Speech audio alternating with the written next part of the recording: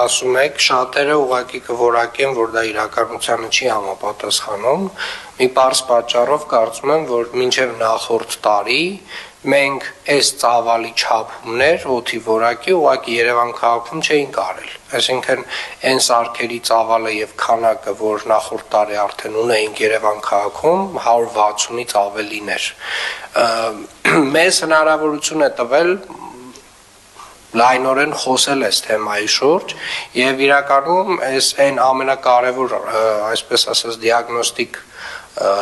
փուլն ենք անցել, որտեղ որ հասկացել ենք, թե ինչ խնդիրներ ունենք։ Բայց այնուամենայնիվ նաեւ ձեր խոսքին եմ ուզում անդրադառնալ, որովհետեւ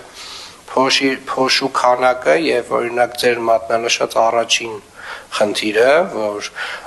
ջեռուցման սեզոնի հետ է կապված, արդյոք իրար հետ այդպես փոխկապակցված են, արդյոք օրինակ գազի սպառումը փոշու խնդրի հետ է կապված, թե դա այլ աղտոտի չէ։ Պարոն քաղաքապետ, ջեռուցման սեզոնին, քանի որ ոչ միայն գազ, նաև այլ վառելիք է օգտագործվում, հիմնականում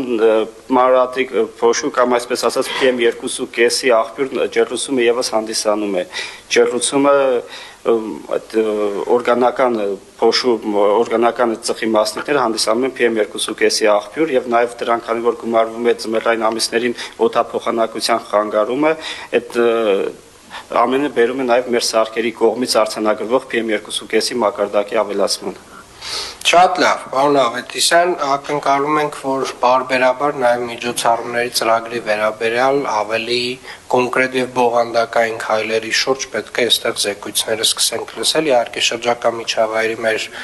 նախարարության մեր գործընկերների հետ, երբ որ արդեն ամփոփեք, դրանից հետո արդեն կոնկրետ քայլերով, կոնկրետ ժամկետներով։